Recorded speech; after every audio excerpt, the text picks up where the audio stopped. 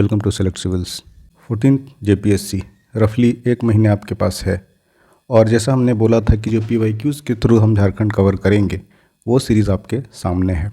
इसमें क्या होगा, थोड़ा सा एक बार इंट्रोडक्शन ध्यान से देख लीजिए और ये अगर लेक्चर्स आप रिगरसली फॉलो करेंगे तो पेपर 1 जो कि पुनीत सर ले रहे हैं, एक्सीलेंट लेक्चर्स है, उनको खुद काफ़ी बेहतरीन एक्सपीरियंस है, यूपीएससी काफ़ी टाइम से वो हैं इस फील्ड में, तो उनके लेक्चर्स आपको पसंद भी आ रहे हैं। और दूसरा पेपर 2, तो दोनों पेपर में 60 to 70% आपका ईजिली कवर हो जाने वाला है।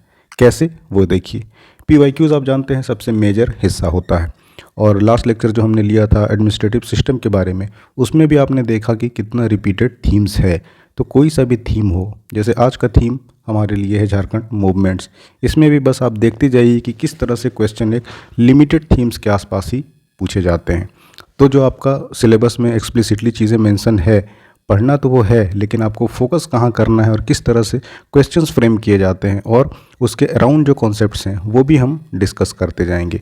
तो ये जो सीरीज़ होगा ये आपके सिलेबस का मेजर हिस्सा कवर कर देगा और इसके एक्सप्लेनेशंस इतने डिटेल्ड हैं कि अगर आपने पढ़ा है तो वेल एंड गुड, नहीं भी पढ़ा है तो भी मैं कह रहा हूँ कि 60 to 70% आप पेपर इजीली सॉल्व करके आ सकते हैं, प्रोवाइडेड बाय कि आप एक बार देखिए कि how you have to prepare for this paper. और ये रिवर्स इंजीनियरिंग बेस्ट तरीका है लास्ट के दिनों में। और क्योंकि झारखंड है, मोस्ट ऑफ द लोग क्या है कि झारखंड कई बार पढ़ते रहते हैं, लेकिन एक छोटा सिलेबस भी जो बहुत लिमिटेड है उसको भी थोड़ा सा केयरलेसनेस की वजह से कि पीवाईक्यू पर कमांड ही नहीं है, क्या आयोग पूछना चाह रही है उसके बारे में पता ही नहीं है। अब सबसे पहले तो ये देखिए कि हमने इसको डिज़ाइन कैसे किया है। जितने भी पेपर हुए हैं लेटेस्ट ट्रेंड पर, 24, 21, 17, 16 मेनली ये 4 पेपर हैं।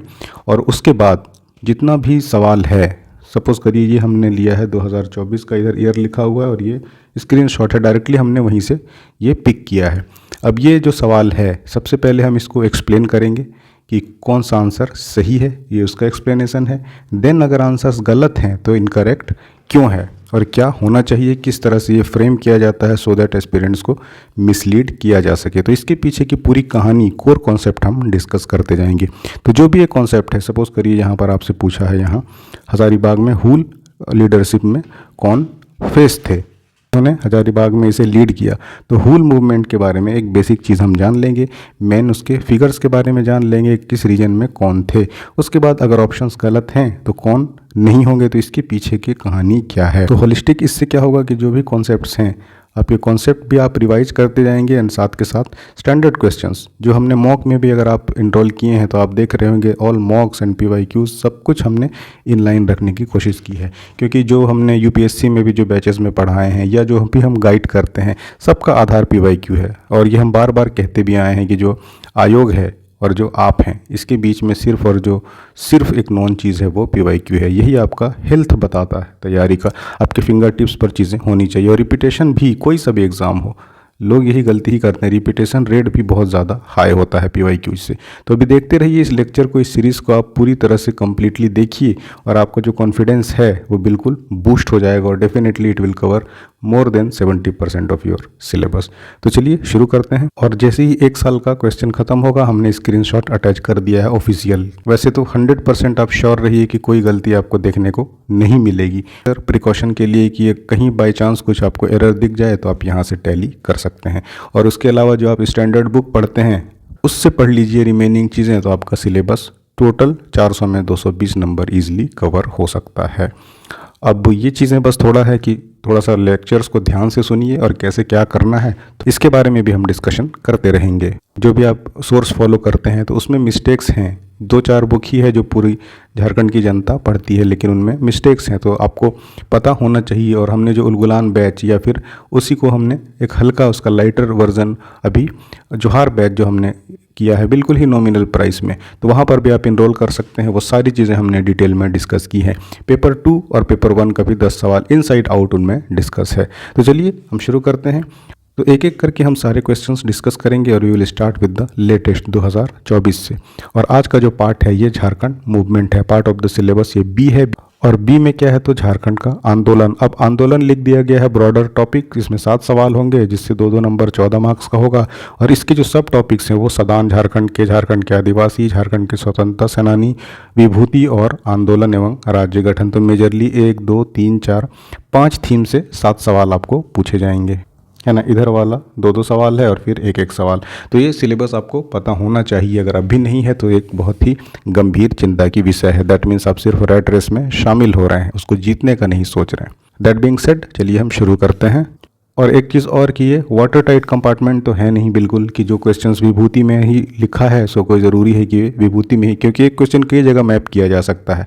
तो इन केस अगर कुछ क्वेश्चन आपको लगता है कि यहाँ छूट गया है, झारखंड के आंदोलन में होना चाहिए, तो नो नीड टू वरी, वो कहीं और कवर हो ही जाएगा। तो आपको टोटल जो 4 साल के एटलीस्ट 400 सवाल में आपका more than 60 to 70% syllabus cover हो जाएगा।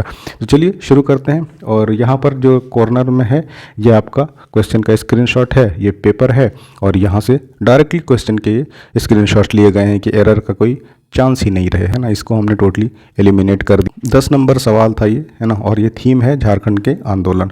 तो पहला क्वेश्चन कह रहा है 1855 के हूल का नेतृत्व हजारीबाग में किन्होंने किया था। विच लीडर हैड लेड 1855-56 हूल हजारीबाग। अब यहाँ पर एक इन्फॉर्मेशन दे दिया गया है, हालांकि ये भी पूछा जाता है कि हूल मूवमेंट कब हुआ था। तो क्वेश्चंस में भी कई सारे ऐसे इन्फॉर्मेशन होते हैं जो आपके सवाल बनकर नेक्स्ट एग्जाम्स में पूछे जाते हैं। ऑप्शन है जयराम मुर्मू, मंगल मुर्मू, रघु हंसदा, या फिर option number D Lubia Manjhi and Bairu Manjhi. तो इस बार इसका सॉल्यूशन देखिए। आंसर भी नो कि लुबिया मांझी एंड बैरू मांझी होगा। अब हमने इसको एक्सप्लेन कैसे किया है वो देखिए।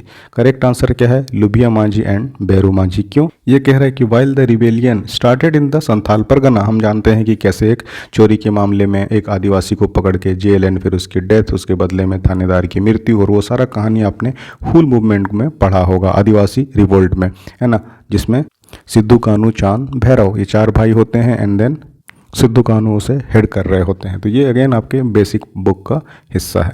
यहाँ पर जो सवाल है, rebellion started in Santhal Pargana लेकिन इट वाज लेड इन हजारीबाग कौन, specially bye लुबिया and Bairu Manjhi.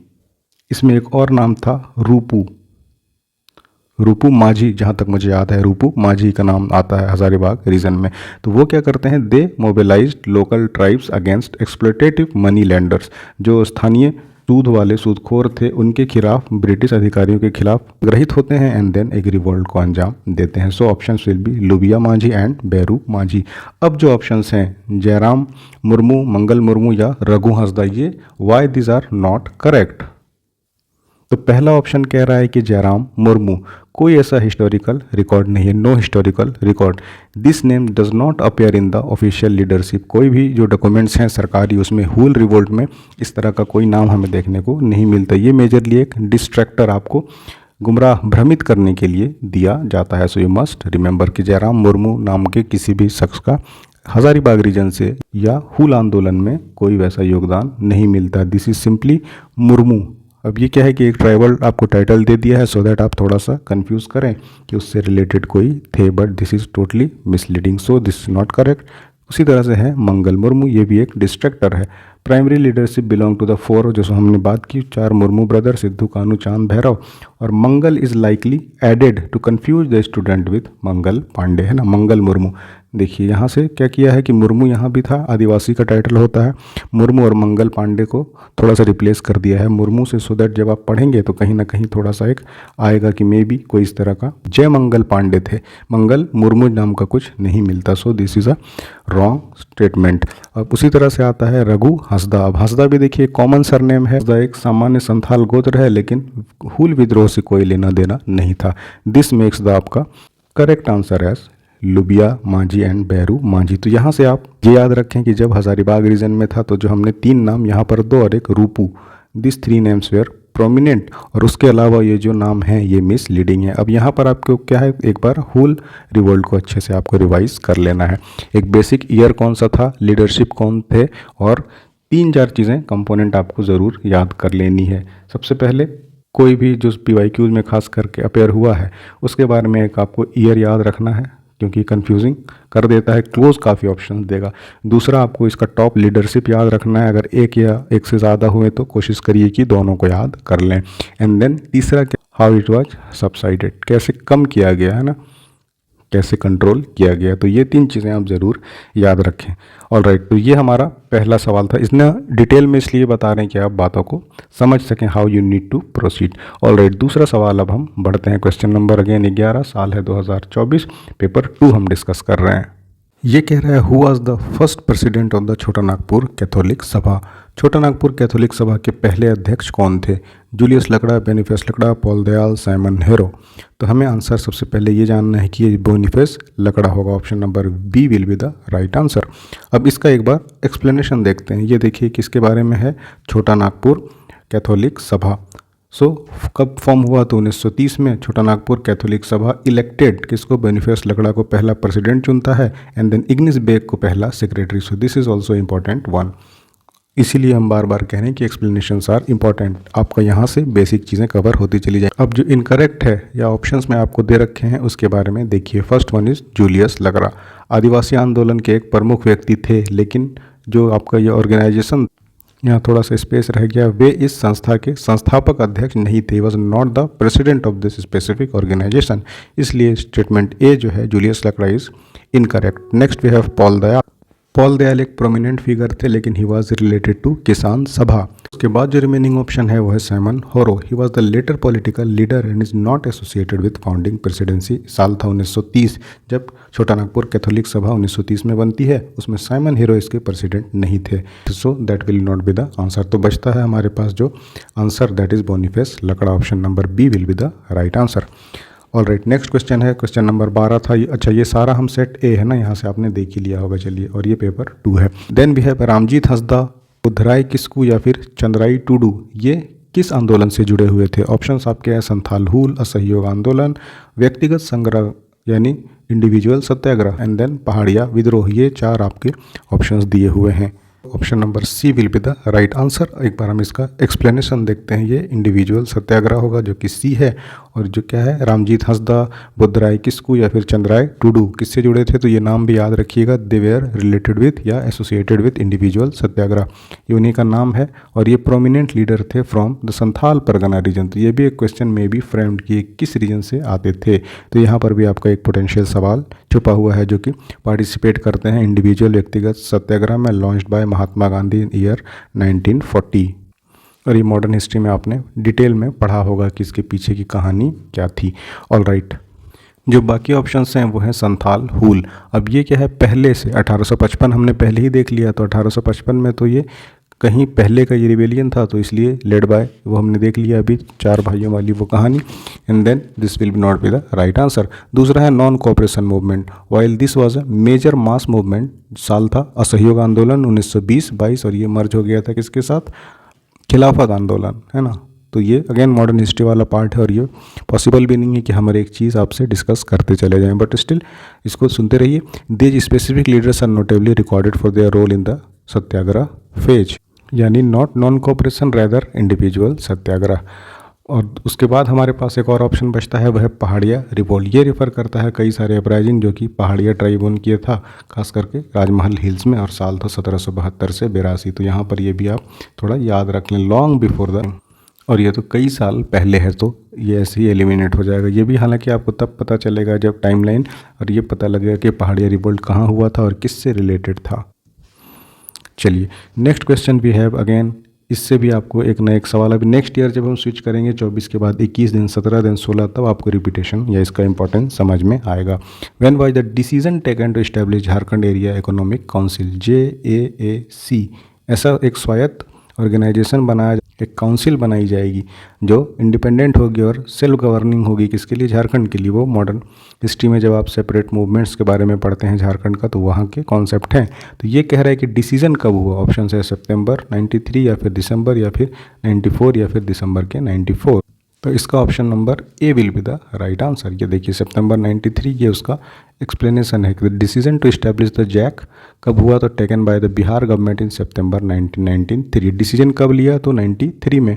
और ये बनता कब है? तो वो अगस्त 94 में। तो ये दोनों अलग अलग चीज़ें हैं, क्वेश्चंस केयरफुली पढ़िए। एंड देन ये एक अरेंजमेंट था जिससे डिज़ाइन किया गया था कि जो स्वायत्ता के बारे में बात कर रही है सेपरेट झारखंड के, तब तक फ़िलहाल जब तक स्टेट नहीं होता तो सेल्फ गवर्निंग एक बॉडी बनाकर दी जाए, एक ऑटोनॉमी दिया जाए। झारखंड राज्य के वास्तविक गठन से पहले अलग झारखंड की लंबे समय से चल रही मांग को पूरा करने के लिए धीरे धीरे ऑटोनॉमी देते जाता है ना। देन जब बात नहीं बनी देन एक सेपरेट चला। वो सारा अगेन हिस्ट्री वाला पार्ट है, वो हमने काफ़ी डिटेल फिर पढ़ा रखा है, अगर आप चाहें तो हमारे बैचेज में इनरोल कर सकते हैं। अच्छा, दूसरे जो ऑप्शन दिए हैं ये गलत क्यों है, ये उसका डिटेल है। ये दिसंबर है तो ऑब्वियसली किया जा चुका होगा, और ये वही चीज़ कह भी रहा है कि ऑलरेडी इनिशिएट हो चुका था।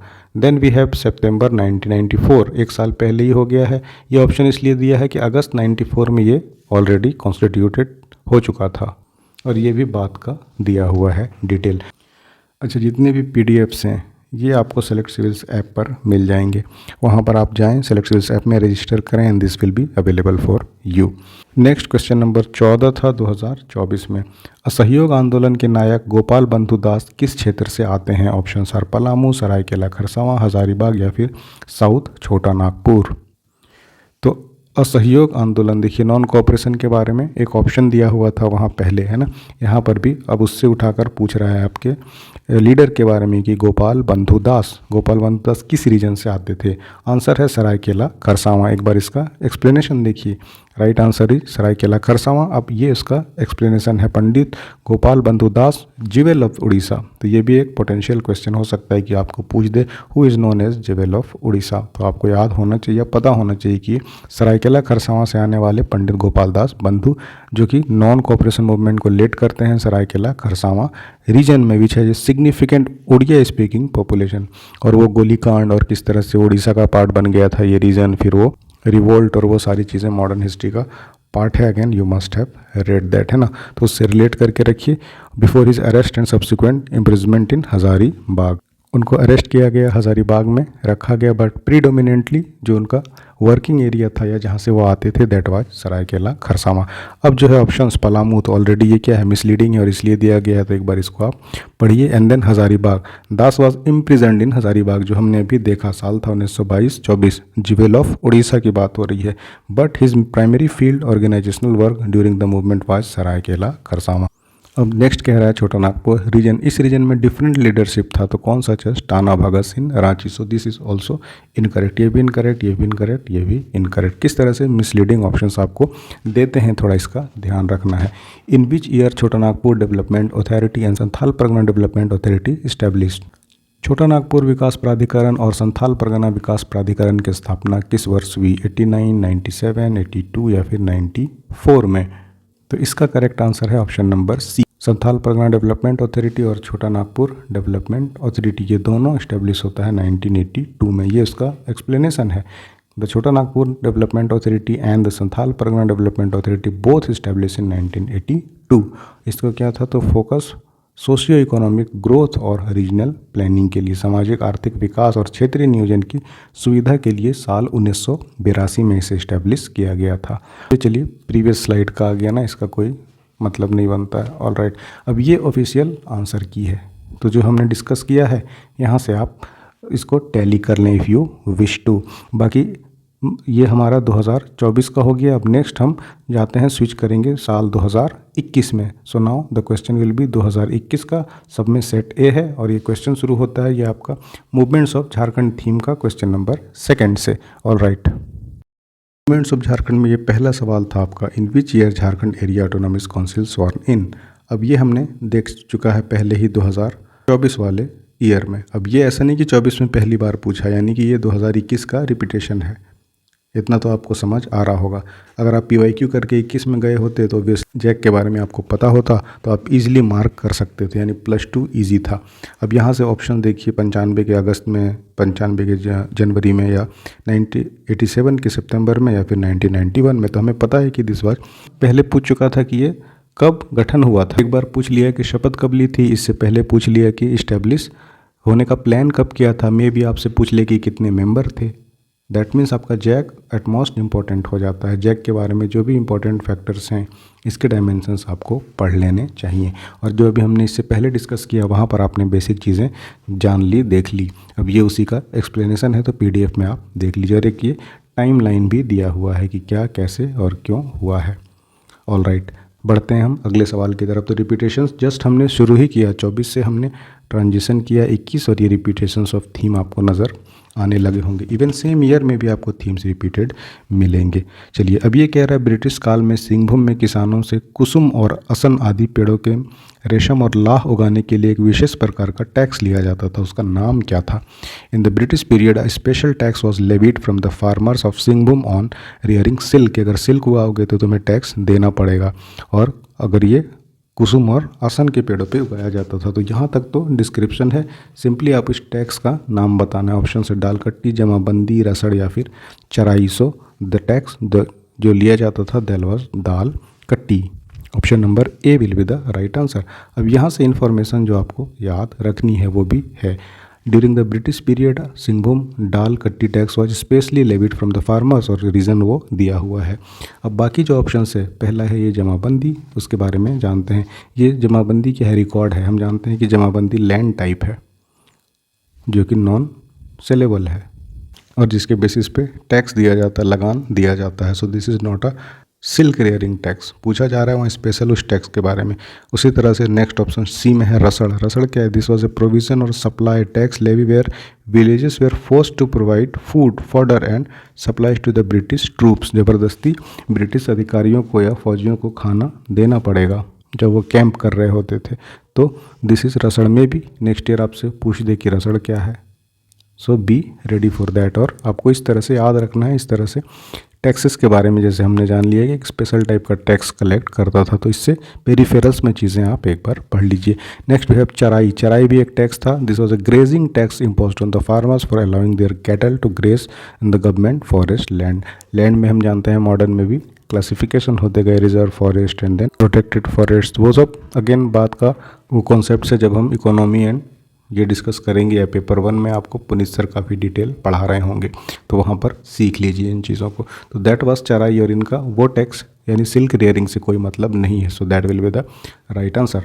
ऑल राइट, क्वेश्चन नंबर 8 में Beru Gosain is worshipped as which of the following natural power by Sauria Paharia. तो यहाँ पर भी इंफॉर्मेशन दे दिया है कि सौर्या पहाड़िया वर्शिप करता है किसको? बेरू गोसाई को। वो किसका प्रतीक है? ऑप्शन है सूर्य, जल, धरती या फिर वायु। तो जो सौर्य पहाड़िया बेरू गोसाई की पूजा करता है that is a symbol of that symbolises sun, है ना। Option is sun, that is correct answer. Among the Sauria Paharia tribe बेरू गोसाई। बेरू गोसाई पूछा जा सकता है व्हाट इज बेरू गोसाई। तो नाम से आपको क्या लगेगा? मे बी प्रेशर में आपको लग जाए, या फिर आइडिया नहीं है तो सबसे पहले तो लग रहा है कि लिटरेचर कोई राइटर है ना। So that is not the case. Beru Gosain symbolise करता है सन डाइटी को। They believe him to be the creator and the most powerful natural force that sustains life on earth. बिना सन का हम इमेजिन ही नहीं कर सकते, तो इसीलिए दिस इज़ कॉल्ड बेरू गोसाई। यहाँ भी एक चीज़ है कि कौन से टाइप से रिलेटेड है, तो दिस इज सौर्या पहाड़िया। पहाड़िया में भी माल पहाड़िया, सौर्या पहाड़िया, और इसके लोकल गांव के हेड को कहते हैं माझी। दैट इज़ ऑल्सो आस्क्ड, वो हमने अगेन डिस्कस किया हुआ है, जस्ट मैंने मेंशन कर दिया। अब ये आपका दूसरी चीज़ें हैं वाटर या अर्थ या फिर विंड, इनके बारे में एक एक्सप्लेनेशन है कि वाई सन will be the right answer. All right, next important question है, ये थोड़ा सा क्वालिटी क्वेश्चन था। According to BP Kesari which of the following caste is not considered Sadan. तो इस तरह के क्वेश्चन में अगर आपको नहीं भी पता है या कंफ्यूज भी है तो थोड़ा गेस मार सकते हैं, and you will reach to the right answer. क्योंकि जो कास्ट हियरार्की है उसमें भी देखेंगे कि इन गिवन कास्ट में भूमियारिस थोड़ा सा अपर साइड यानी हियरार्की में ऊपर है। और जब हम सदान के बारे में जानते हैं तो सदान जो इनहेबिटेंट हैं झारखंड के काफ़ी पुराने टाइम से, अगेन वो सदान वाला पार्ट यानी वो नॉन ट्राइब्स जो कि झारखंड के हैं लेकिन ट्राइब नहीं है और काफ़ी लंबे टाइम से यहाँ रिसाइड कर रहे हैं। तो out of this given options Bhumihar will be the right answer. ये उसी का विश्लेषण है। According to the classification by scholar BP Kesari, Bhumihar caste is not considered as a part of Sadan community. अब ये क्या बोलते हैं कि केसरी के according Sadans are the non tribal, हमने जो बात किया Indo Aryan speaking settled inhabitants of Jharkhand, जो झारखंड में बस गए लेकिन आदिवासी नहीं है, नॉन आदिवासी है ना, वो had a long standing historical and cultural connection. So given options में Sadan will be the right answer. अब जो दूसरे ऑप्शन हैं बीपी केसरी, जैसे Teli, Teli explicitly includes the Teli community as one of the primary professional group within the Sadan fold, यानी Teli is सदान, तो may be आपको पूछ लिया जाए, सो रिमेंबर दिस तेली। उसी तरह से Turi, Turi caste traditionally involve in bamboo work, जो बांस की लकड़ियों का काम करते हैं, उससे दूसरे आर्टिफैक्ट्स बना के सेल करते हैं, ये भी identified as integral part of Sadan. तो यानी बीपी केसरी साहब का आपको क्लासिफिकेशन एक बार पढ़ के जाना है अच्छे से। और सो तेली भी सदान है, तूरी भी सदान है, and then Bhokta, Bhokta is also a Sadan, considered as Sadan group in the Kesari's ethnological. BP Kesari के according Bhumihar is not the Sadan, remaining जो तेली है या तूरी है, this all are part of Sadan. All right, निम्नलिखित में से कौन सी जनजाति झारखंड के आधिकारिक अनुसूचित जनजाति की सूची में शामिल है? ऑप्शन है भंजा, बिरजिया, गंडिया या फिर प्रजा। तो बिरजिया इसमें शामिल है, ये उसी का अगेन एक्सप्लेनेशन है।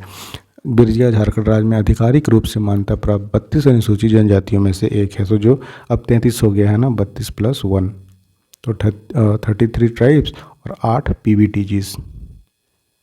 तो इनके बारे में आपको थोड़ा सा डिटेल पढ़ के जाना है। तो when you will read about them तो आपको पता लगेगा कि बिरजिया उनमें से एक है। जो दूसरे ऑप्शन है भुंजा, गंदिया या फिर प्रजा, ये क्यों सही नहीं है, दिस इज़ उसका एक एक्सप्लेनेशन। तो I hope you will read them. All right, बढ़ते हैं हम अगले क्वेश्चन की तरफ। Who among the following was the leader of Kherwar movement? Kherwar movement के अब कौन लीडर थे? ऑप्शन है सिद्धू कानू, then Bhagirath Manjhi, then Sheikh Bhikhari, then Pandey Ganpat Roy.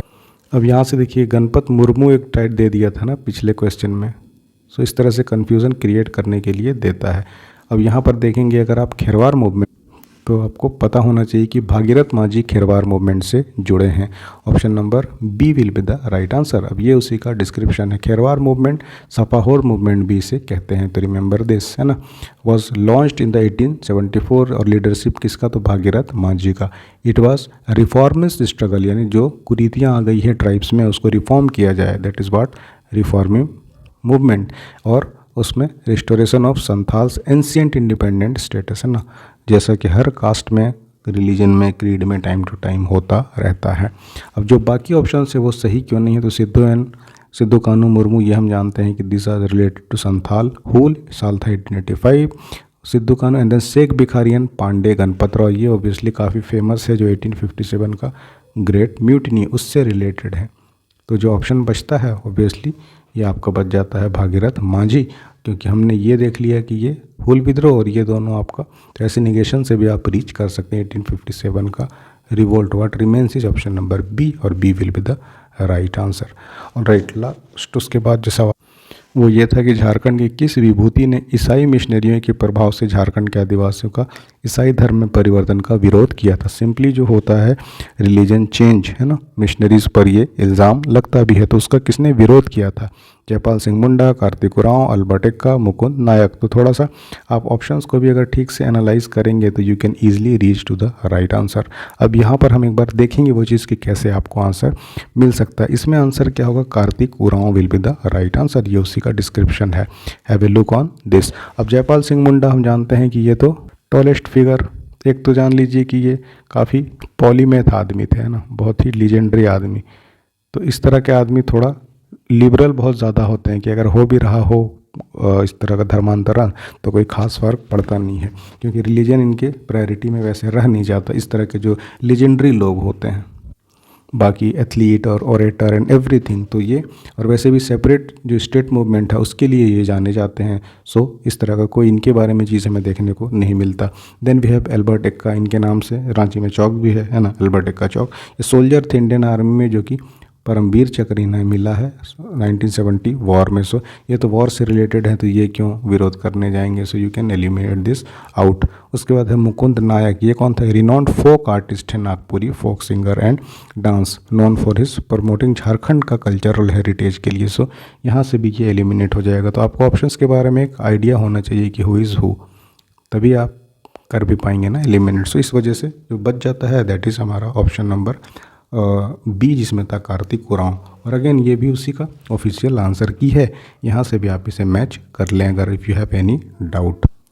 All right, now we have switch to 2017। अब उसमें देखते हैं कि ये जो आपका मूवमेंट ऑफ झारखंड था सिलेबस का पार्ट, उसमें किस तरह के सवाल पूछे गए हैं। झारखंड के सदान निम्न में से किस भाषा का प्रयोग करते हैं? ऑप्शन है मुंडारी, नागपुरी, संथाली या फिर कुड़ुक। तो हम जानते हैं कि दैट विल बी नागपुरी, यही एक सदान है, सदानी भाषा है, बाकी सदानी भाषा नहीं है। इसका ये डिस्क्रिप्शन है, Nagpuri is the primary language used by the Sadan of the community in the Jharkhand. The Sadans are the non tribal, हमने अभी डिस्कस कर लिया है सदान क्या है।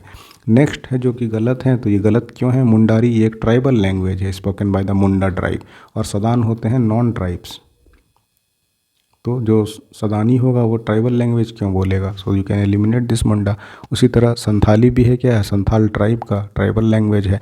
Then you have Kurukh, Kurukh ये उरांव ट्राइब। तो तीन तो आपको ट्राइबल दे दिया है, तो this is also a simple and very easy question, तो आप आसानी से इसे भी सॉल्व कर सकते हैं। और यहाँ से टेक अवे देख रहे हैं आपको, सिमिलर कौन सा सदानी है, कौन सा सदानी नहीं है, इस तरह का सवाल है। तो एक कैसे करना है, एक टेबल बना लें कॉम्पेरेटिव, जो उसमें जो इम्पोर्टेंट है सदानी लैंग्वेज और जो नॉन सदानी है उसका एक कंपैरेटिव स्टडी कर लें, तो वहाँ से आप इजीली रिटेन कर सकते हैं। All right, which of the following tribes is found only in Jharkhand. हालांकि ये सवाल टेक्निकली अगर देखिएगा तो थोड़ा सा गलत है। वैसे तो जेपीएससी ने ऑप्शन असुर को सही माना है, क्योंकि ये जो असुर ट्राइब है वो यहाँ की पीवीटीजीज का हिस्सा है।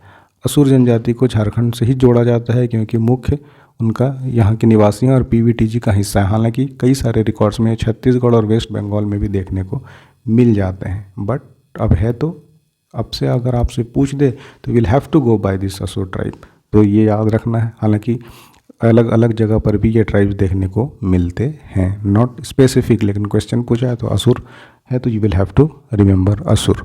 All right, who among the following persons led Ladaka revolt. Ladaka revolt ने किसका नेतृत्व में देखा? तो बुद्धू भगत, जतरा भगत, भागीरथ मांझी या फिर करिया मंडल। रिवोल्ट अगर आप पढ़ रहे होंगे तो आपको पता है कि ये काफ़ी पुराना 1832 का रिवोल्ट है, और एलिमिनेशन अगर आप लगाएं तो सबसे पहले क्या एलिमिनेट करेंगे? करिया मुंडा। ये मॉडर्न पॉलिटिशियन है, इस तरह के रिवोल्ट से कोई लेना देना नहीं। और जो लड़ाका कोल के नाम से फेमस है दैट इज़ बुद्धू भगत, ऑप्शन नंबर ए, ये उसी का डिस्क्रिप्शन है। और अगेन ये इनकरेक्ट क्यों है? तो Jatra Bhagat led the Tana Bhagat movement, so साल था 1914, following non violent resistance, so Tana Bhagat तो हो नहीं सकता है। उसी तरह से भागीरथ मांझी, भागीरथ मांझी हमने देखा कि खेरवार मूवमेंट आ चुका है 2024 वाले में हमने देखा था कि खेरवार मूवमेंट के लीडर कौन थे, ऑप्शन था भागीरथ मांझी। तो again A question of repeated theme, तरह से पीवाईक्यू आपका मैक्सिमम काम कर देती है ना। तो बाकी जो बच गया करिया मुंडा जी के बारे में हमने पहले देख लिया कि prominent modern day politician Jharkhand के हैं और फॉर्मर डिप्यूटी स्पीकर भी रहे हैं लोकसभा के। सो इस तरह के किसी भी ट्राइबल रिवोल्ट में वो इन्वॉल्व नहीं थे। All right, who among the following was honoured with a Param Vir Chakra. अब ये भी देखिए रिपीटेशन आपको मिल रहा है, कौन सा? तो अल्बर्ट एक्का। अभी हमने पहले ही देख लिया था कि जब उसका हमने डिस्क्रिप्शन दिया देखा था कि अल्बर्ट एक्का को 1971 के वॉर में उनके शहादत के लिए अल्बर्ट एक्का परमवीर चक्र मिला था। सो डायरेक्टली परमवीर चक्र will be the right answer. अब देन आपके पास है के बी सहाय, गैब्रियल हेम्ब्रम और जमशेदजी टाटा। यहाँ से भी आप एलिमिनेट कर सकते हैं जमशेदजी टाटा, क्योंकि ये दिया जाता है परमवीर चक्र डिफेंस के लिए और ये थे बिजनेसमैन, तो वाई जमशेदजी टाटा को क्यों मिलेगा? एक कॉमन सेंस है। ये अगेन उसी का है description. Lance Naik Albert Ekka was posthumously यानी उनके डेथ के बाद Param Vir Chakra India largest military decoration. All right, और ये जो गलत ऑप्शन है उसके बारे में के बी सहाय कौन थे? प्रोमिनेंट पॉलिटिशियन थे और third chief minister of unified Bihar उस टाइम जो बिहार था। तो ये तो वैसे ही नहीं होगा, सीएम को क्यों मिलेगा? उसी तरह इंडस्ट्रियलिस्ट को क्यों मिलेगा? और ये रीजनल हिस्ट्री में या सोशल कॉन्टेक्स्ट में गैब्रियल हेम्ब्रम एक फेमस नाम है, बट ये दिया जाता है सिंपली, तो ये आपको पता ही है कि Albert Ekka will be the right answer. चलिए, who is the author of Ram Katha Utpatti aur Vikas यानी ओरिजिन एंड डेवलपमेंट, इसके राइटर कौन है? ऑप्शन है Camille Bulcke, Heron Thakur, father Ponnet या फिर Pandey Ganpat Rai. Correct answer will be the Camille Bulcke. तो ये आपको अगेन ये वाला थोड़ा याद रखना है, Ram Katha origin and development is written by father Camille Bulcke. और ये जो नहीं है उसके ऑप्शंस के एक्सप्लेनेशन है कि why these are not the correct answer. All right, next we have question number 14 2017 में जो पूछा गया था, grandfather of Jharkhand separate movement, इसके फादर किसे कहा जाता है? पितामह, this is none other than Jaipal Singh Marang Gomke. तो शिबू सोरेन नहीं है, ये आपका जयपाल सिंह है। Option number C will be the right answer. ये उसी का explanation, Jharkhand separate state movement. और ये अगेन बिरसा मुंडा या फिर शिबू सोरेन जी या फिर तिलका मांझी क्यों नहीं है, ये उसी का एक्सप्लेनेशन है। अब ये देखिए, फर्स्ट गवर्नर कौन था, थर्ड गवर्नर कौन था, ये पूछा जाता रहता है। तो गवर्नर जितने भी हुए हैं, एक बार आप टाइम लाइन यानी झारखंड के एग्जिस्टेंस में आने से लेकर आपको अभी तक प्रेजेंट तक गवर्नर वाला एक बार टाइम लाइन, और जो वो भी रहे हैं एडिशनल इंचार्ज, है ना, या जो भी जिनको रिस्पॉन्सिबिलिटी थोड़े टाइम के लिए भी मिली है, not to miss them out, उनके बारे में भी जब आप ऑर्डर पढ़ें तो उनको भी आप देखते जाएं, क्योंकि उनको काउंट लेती है ना। ऐसा नहीं कि कोई बीच में बन गया लिमिटेड पीरियड ऑफ टाइम में या दो राज्यों को मिलाकर भी उनको एडिशनल चार्ज दे दिया, then also he will be considered as the rajyapal of Jharkhand. तो यहाँ पर इसको सिंपल सवाल है, देख लीजिएगा एक बार। और अगेन ये उसी का फिर से ऑफिशियल आंसर की है। तो यहाँ पर भी आप देखें कि किस तरह से क्वेश्चंस रिपीट होते जा रहे हैं। नेक्स्ट वी हैव साल 2016 पेपर 2। तो हमने 24 डिस्कस कर लिया है, 21 डिस्कस कर लिया है, 17 जो बैकलॉग हुआ था वो भी चूँकि मॉडर्न सिलेबस के हिसाब से, मतलब लेटेस्ट सिलेबस के हिसाब से है, इसीलिए हमने उसको डिस्कस किया। एंड देन 2016 वाला आप देखते हैं। 9 नंबर क्वेश्चन से शुरू होता है 2016 में, और सदान इसका ऑब्वियसली पार्ट भी है। काफ़ी सिंपल क्वेश्चन था, और सदान का हमने 2 क्वेश्चन देख लिया। पहले कैसे पूछा है, 3 क्वेश्चन एक्चुअली। एक में सिंपल पूछ लिया कि लैंग्वेज कौन सा है सदान का, दूसरा किसको सदान नहीं माना जाता, ऑप्शंस था तेली, भूमिहार, और ऑप्शंस थे। सिंपल इसमें पूछ रहे कि प्रोफेशन क्या है सदान। मेनली प्रोफेशन डिपेंड करता है ज्योग्राफी पर, और वैसे भी आप पैन इंडिया देखेंगे तो एग्रीकल्चर ही सबसे ज़्यादा कृषि प्रधान है, और झारखंड इज नो डिफरेंट। तो सदान का भी यहाँ पर agriculture, option number B right answer है। ये उसी का एक बार डिस्क्रिप्शन है। और अगर दूसरे जो ऑप्शन दिए हैं, हंटिंग, ट्रेड तो आप वैसे ही इसको एलिमिनेट कर सकते हैं। वीविंग, ये सब मेनली क्या है, कुछ कुछ ट्राइब्स जैसे हैं उनके कुछ जो कम नंबर्स में हैं, ये जैसे चिक बड़ाई, यहाँ पर ये मेंशन भी है, देखिए ना, चिक बड़ाई इनका है वीविंग। और ये चिक बड़ाई क्या हो गए, दीज आर ट्राइब्स नॉट सदान्स। तो मेजरली जो सदान का है उनका ऑब्वियसली एग्रीकल्चर है। और उसके बाद जैसे बुनाई या फिर हंटिंग गैदरिंग क्या होता है, प्रिमिटिव सोसाइटी में था, और उसमें भी अगर आप कुछ कुछ ट्राइब्स आजकल देखेंगे तो वो ट्राइब्स इसमें अभी भी इंडल्ज हैं, लेकिन उनके कुछ सबकास्ट हैं जो स्पेशली बिजनेस में इन्वॉल्व हैं, लेकिन जो मेजॉरिटी नंबर है वो अब भी कंसिडर होगा एग्रीकल्चर में। All right, which one of the following language has been extinct from the adivasi tribe of Jharkhand. निम्नलिखित में से कौन सी भाषा झारखंड के आदिवासी समुदाय से विलुप्त हो गया। दैट मीन्स कि अब बहुत रेयरली यू विल फाइंड कि समवन ये लैंग्वेज में बात कर रहा है। ऑप्शन है मंडारी, कुड़ुक, खड़िया या फिर असूरी। तो अगर आप एलिमिनेट भी लगाएं तो मुंडारी तो है नहीं, मुंडारी, कुड़ुक और खड़िया ये कॉमन लैंग्वेजेस हैं। जो कि एक्सटिंक्ट होने के कगार पर है वो है असूरी। तो option number D will be the right answer. एक बार इसका एक्सप्लेनेशन देखिए। The Asuri language spoken by the Asur tribe is considered to be on the verge of extinction, खत्म होने वाले कगार पर है। असुर और पीवीटीजीज क्या होता है, हमने पहले भी लेक्चर्स में पढ़ा रखा है काफ़ी डिटेल में। होता क्या है, एक तो आदिवासी मेन स्ट्रीम से, मेन लैंड से काफ़ी कटे हुए, कल्चरल एसिमिलेशन मिक्स उनका नहीं हो पाता, उसमें भी पीवीडी, इनमें भी जो और प्रिमिटिव हैं, यानी आज भी जिनका लाइफ स्टाइल, उनका जो मतलब स्टैंडर्ड है लिविंग का, उनका जो प्रोफेशन है, सब कुछ मेन स्ट्रीम से बहुत ही अलग है। और जैसे पहले एग्रीकल्चरल सोसाइटी से पहले प्रिमिटिव हंटर गैदरर्स होते थे, तो अभी भी जो एकदम प्रिस्टीन है उसी तरह का लाइफ स्टाइल वो फॉलो करते हैं जैसे सिविलाइजेशन से पहले का हुआ करता था। और दूसरे भी जो पैरामीटर्स हैं सोशली, जैसे एजुकेशन हो गया, उनका हेल्थ हो गया, या फिर फर्टिलिटी रेट हो गया, सब कुछ प्रिमिटिव जैसा है, यानी मेन जो सोसाइटी है उससे काफ़ी अलग है और प्रिस्टीन है, बिल्कुल वैसा है जैसा कल्चरल ये लीप हुआ उससे पहले वाली सोसाइटी थी। असुरी भाषा असुर जनजाति द्वारा बोली जाती है, दैनिक उपयोग में विलुप्त होने के कगार पर है ना। यानी प्रैक्टिकली आपको नहीं मिलेगा, ऐसा नहीं है कि आपको मिलेगा ही नहीं, कहीं पूरा आप विलुप्त हो गया डायनासोर की तरह कि यू विल फाइंड कि कोई बोल ही नहीं रहा है असुरी।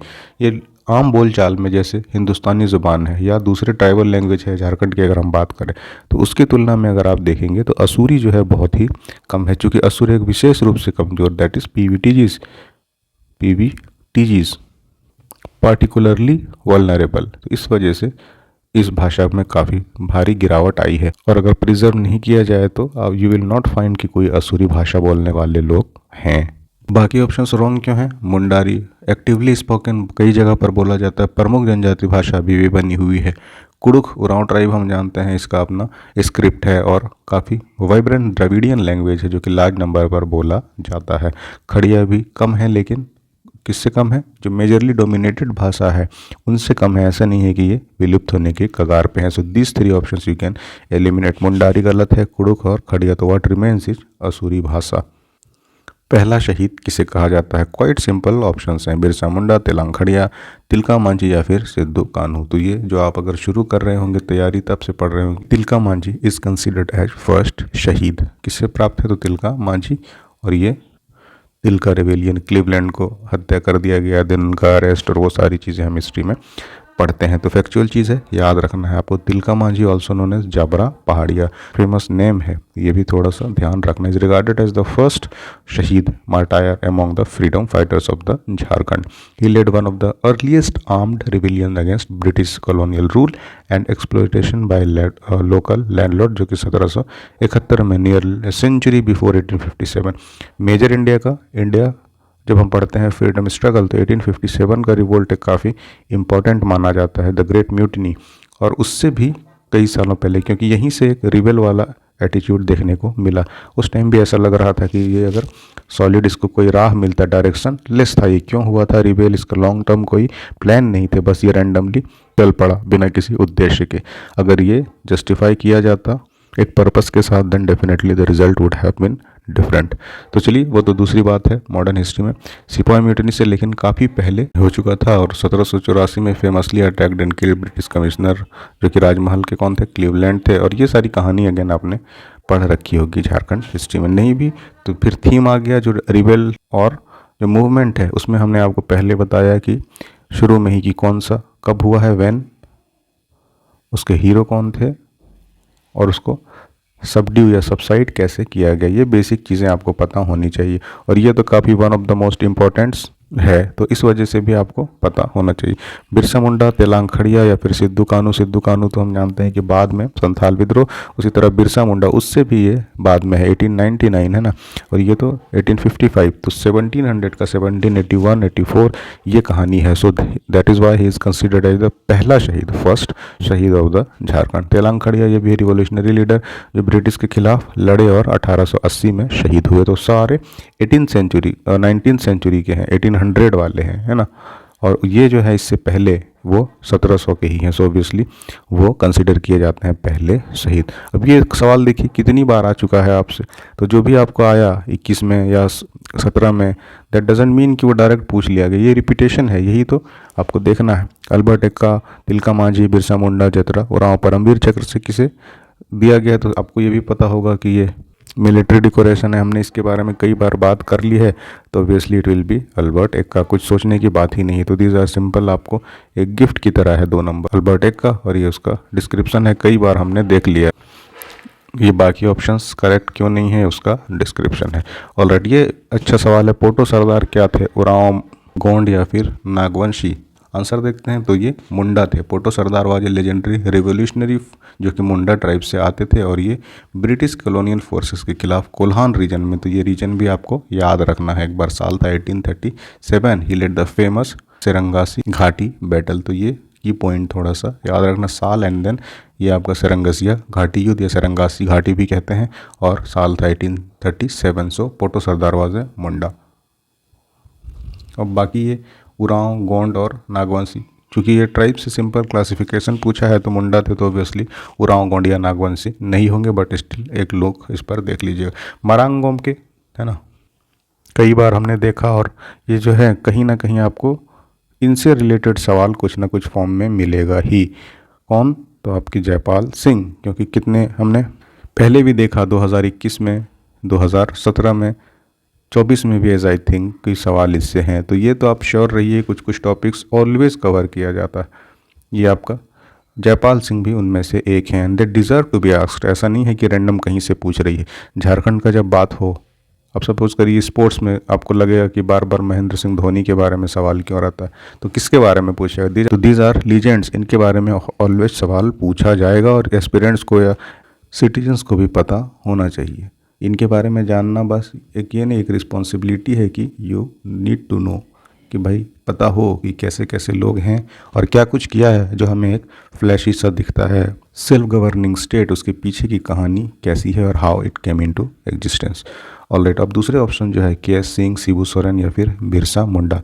अब ये देखिए, के.एस. सिंह आप he was a renowned IAS officer और एंथ्रोपोलॉजिस्ट, तो ये ऐसे ही आप स्ट्राइक आउट कर सकते हैं। लेकिन बात है कि थोड़ा आपको बेसिक्स पता होना चाहिए कि कौन हो सकता है, कौन नहीं हो सकता। आपको बिरसा मुंडा या शिबू सोरेन वाइल्ड गेस भी करेंगे तो आपको ये दो में थोड़ा सा दिमाग आना चाहिए। बट इस तरह के फिगर के.एस. सिंह या फिर कोई और क्रिएट करके ऑप्शन दे दे तो सिंपली थोड़ा सा कंस्ट्रक्टिवली सोचिए। और जो नेक्स्ट सवाल है, who was the president of Chota Nagpur संयुक्त संघ साल 1954। तो ये भी आपका आस्क्ड है प्रीवियसली, तो इसके बारे में भी एक फेयर आइडिया ले लेना है कि ये जो पूछा गया है छोटा नागपुर संयुक्त संघ, इसका फॉर्मेशन, बैक स्टोरी, मेन जो हमने बात की, leaders and then how it worked. Option है सत्यदेव साहू, सुखदेव महतो, राम नारायण खलखो या फिर ML अग्रवाल। तो इसका करेक्ट आंसर है राम नारायण खलखो। क्या है डिस्क्रिप्शन? राम नारायण खलखो served as the president of Chota Nagpur संयुक्त संघ ड्यूरिंग द क्रूशियल पीरियड। कब से? 1954 के बारे में। तो हमने जैसे कहा, एक बार इसकी बैक स्टोरी जानेंगे तो रिलेटेड चीज़ें आपको पता होंगी। उसके लीडरशिप में the organisation become significant voice for the tribal and local population. So जो दूसरे ऑप्शन है, सुखदेव महतो क्यों नहीं, तो एक वाइटल लीडर थे, लेकिन जो पूछा गया है प्रेसिडेंट वो नहीं थे। देन सत्यदेव साहू और ML अग्रवाल, ये active in the socio political movement of the Ranchi and छोटा नागपुर रीजन। लेकिन प्रेसिडेंसी का संघ का कौन सा संघ, तो हम देख रहे हैं ये छोटा नागपुर संयुक्त संघ, इसके चेयरमैन या प्रेसिडेंट नहीं रहे। एक बार हिस्टोरिकल सिग्निफिकेंस देख लीजिए इसका। तो जब स्टेट रीऑर्गेनाइजेशन कमीशन राज्यों को फिर से जब उसके रीऑर्गेनाइज करने के लिए एक कमीशन बना था, तो उसमें साल 1954 में एक अर्लीस्ट ऑर्गेनाइजेशन था जो सेपरेट झारखंड के लिए अपनी मांग रखी थी। तो इम्पोर्टेंट ऑर्गेनाइजेशन है इस वजह से भी। 1954 में राज्य पुनर्गठन आयोग को ज्ञापन सौंपने के लिए प्रसिद्ध हैं, जो कि अलग राज्य के बारे में 1954 में ही, ऐसा नहीं है कि ये लेटर मूवमेंट्स हैं और फिर अपने हिस्ट्री में भी पढ़ा होगा इसके बारे में। तो यहाँ पर ये हिस्टोरिकल पॉइंट है, एक नज़र इसको भी देखिए। और ये उसी का ऑफिशियल आंसर की है 2016 का। और इस लास्ट क्वेश्चन के साथ हमने पूरा सेक्शन बी यानी कि झारखंड के आंदोलन एक मेन ब्रॉडर टॉपिक है और फिर उसमें सब टॉपिक्स है और टोटल 7 दूनी 14। तो आपने देखा कि लिमिटेड थीम्स के ही इर्द गिर्द सारे सवाल पूछे गए हैं। जैसे आपको जयपाल सिंह मुंडा पूछना है तो कुछ ना कुछ करके जयपाल सिंह मुंडा के बारे में ही पूछेगा। ट्राइब्स और सदान का जो डिफरेंस है, तो सदान कौन से हैं, सदान कौन से नहीं हैं, एंड देन बेसिक उनके लैंग्वेज क्या है, प्रोफेशन क्या है, मे भी इस बार पूछ ले फूड उनका मेन क्या है, ये किस तरह का क्लोथिंग है। तो इसी तरह के छोटे छोटे डिटेल्स पूछे जाते हैं। इसमें फिर आइए तीसरे सेक्शन, जैक एक बार पूछ रहा है कि ऑर्गेनाइजेशन कब बना, एक बार कह रहा है कि प्लान कब बना, मे भी इस बार पूछ दे कि इसके चेयरमैन कौन थे, इसके वाइस चेयरमैन कौन थे, मेंबर कहाँ कहाँ से आते थे। तो इस तरह से आपको एक डिटेल पता होना चाहिए। अल्बर्ट एक्का रिपीटेडली बार बार अल्बर्ट एक्का पूछा गया है। इसी तरह से जो टॉपिक्स हैं, कोर टॉपिक्स जो हैं, उसके अकॉर्डिंग आपका प्रिपरेशन होना चाहिए। और जो भी हमने अभी थीम डिस्कस किया, मोस्ट प्रोबेबली जो आपका अपकमिंग 14 JPSC है, उसमें भी जो सवाल होंगे इन्हीं थीम के इर्द गिर्द आपको घूमते मिलेंगे। तो इसलिए ज़रूरी होता है कि PYQs का एनालिसिस आप करते रहें। और जितने भी सेक्शन हैं हमने इसको डिटेल में कवर कर रखा है। तो go to the Select Civils app, इस ऐप पे जाइए और अपने आप को रजिस्टर करिए और बिल्कुल स्मूथली वहाँ इनसाइड आउट और उसके सारे PDFs, नोट्स, सब कुछ वहाँ पर आपको सेलेक्ट सिविल्स ऐप में अवेलेबल मिलेगा। तो पढ़ते रहिए और ईजिली स्मूथ एक्सेस के लिए सेलेक्ट सिविल्स ऐप पर जाइए। और मिलते हैं आपसे अगले वीडियो में अगले सेक्शन के साथ। इस तरह से हम इंटायर पेपर 1 तो चल ही रहा है, we will cover through PYQs। और मिलते हैं अगले वीडियो पे। Thanks for watching.